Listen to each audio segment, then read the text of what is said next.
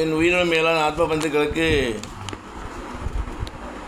காஞ்சி மகா சுவாமிகளை பிரார்த்தித்து, காஞ்சி காமகோடி ஜெகத்குரு அவர்களை பிரார்த்தித்து, காஞ்சி ஸ்தலத்தின் பெருமையை நிலைநாட்டிய மகானை பிரார்த்தித்து ஆசீர்வாதம். 5 வகையான ஸ்நானங்கள் பற்றி காஞ்சி மகாபெரிவா சொல்லியிருக்கார். காஞ்சி மகாபெரிவா சாஸ்திரங்களில் 5 வகையான ஸ்நானங்கள் பற்றி சொல்லப்பட்டிருக்கிறது. ஸ்நானம் என்னவுடன் நாம் தினமும் செய்கிற ஜலத்தில் செய்கிற ஸ்நானம், குளிப்பது, இது வாரணம் என்று அழைக்கப்படுகிறது. இந்த வாரணம் என்பது குளம், ஆறு போன்றவற்றில் முங்கி குளித்தவே இதுவே முக்கிய ஸ்நானம். மற்றபடி பாத்திரம் போன்றவற்றால் நீரை எடுத்து விட்டு கொள்வது போன்றவை 2ஆம் பட்சம்தான். இதற்கப்புறம் வருவதுதான் கவனமாக கழுத்து வரை குளிப்பது, இடுப்பு வரை குளிப்பது போன்றவற்றையெல்லாம்.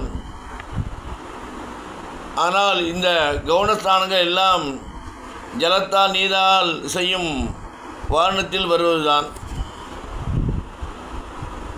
இல்லங்களில் சளி ஜலத்தால் குளிக்கும்போது விபூதி ஸ்நானம் செய்வார்கள் பெரியவர்கள். இது 2ஆம் வகை. இதற்கு ஆக்னேயம் என்று பெயர். அக்னி சம்பந்தமுடையது என்று பொருள். அக்னியின் பஸ்மத்தால் கிடைக்கும் பஸ்மத்தை, சாம்பலை ஜலம் விட்டு குழைக்காமல் வாரி பூசிக்கொள்வதை பஸ்மோத்தூளனம் என்கிறோம். பசுக்கள் கூட்டமாக செல்லும்போது எழும் குளம்படி மண் புனிதமாக சொல்லப்பட்டிருக்கிறது. இதற்கோ கோதூளி என்று பெயர். அதற்கு அந்த இதையே ஸ்ரீகிருஷ்ணர் இந்த பசுக்களின் குழம்பு படித்தோள் சந்தனப்பொடி தூவினது போல் தனது உடம்பில் படிந்தபடி கோதூளி தூசரிதானகா இருந்தானாம். இவ்வாறான கோதூளி நம்மீது படும்படியாக நின்று அந்த மண் தூள்கள் நம் உடலில் ஏற்பது 3ஆம் வகையான ஸ்நானம். இதன் பெயர் வாயவ்யம். இது வாயுவுடன் சேர்ந்து சம்பந்தமுடையதாக இருப்பதால், அதாவது காற்றினால் பறக்கும் மண் தூசி என்பதால் இதன் பெயர் வாயவ்யம்.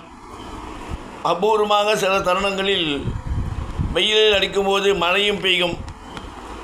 இவ்வாறு மழை ஜலம் தேவலோகத்திலிருந்து வரும் தீர்த்தத்திற்கு சமம் என்று சொல்லப்படுகிறதாம்.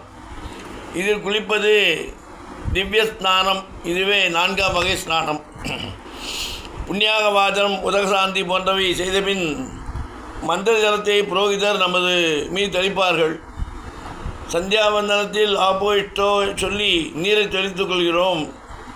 இவ்வாறு அபிமந்திரத்தை தெளித்து கொள்வது 5ஆம் முறை. இதன் பெயர் பிரம்மம் என்றால் வேத மந்திரம் என்று ஒரு அர்த்தம். ஆகவே வேத மந்திரங்களால் புனிதப்பட்ட தீர்த்தம் புரோட்சணத்திற்கு பிரம்மஸ்தானம் என்று பெயர்.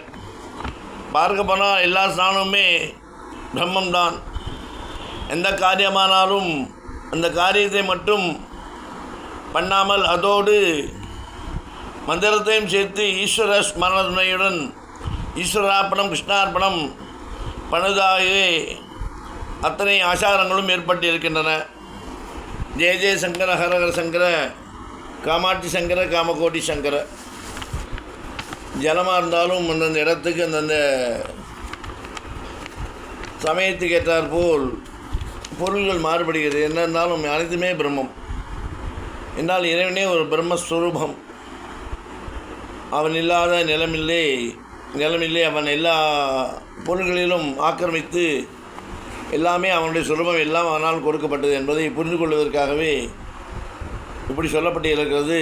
அதை நாமும் புரிந்து கொண்டு நாமும் வாழ்ந்து மக்களும் நலமாக வளமாக, நோயில்லாமல், பயமில்லாமல் நாடு வளர்ச்சி பாதையில் சென்று நம்முடைய ஆன்மீக பூமி பாரத பூமி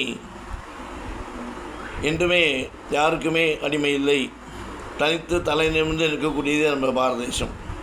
அப்பேற்பட்ட ஆன்மீக பூமி, சித்தர்கள், யோகி, ஞானிகள், தவசிகள் என்று வாழ்ந்து வழிகாட்டின பூமி. அப்பேற்பட்ட பூமியில் காஞ்சி மகா சுவாமிகள் வாழ்ந்து வழிநடத்திய பூமியில் நாம் வாழ்கிறோம் என்றாலே பெருமைப்பட வேண்டும். இதை புரிந்து கொண்டு நாமும் நலமாக வாழ்வோம்.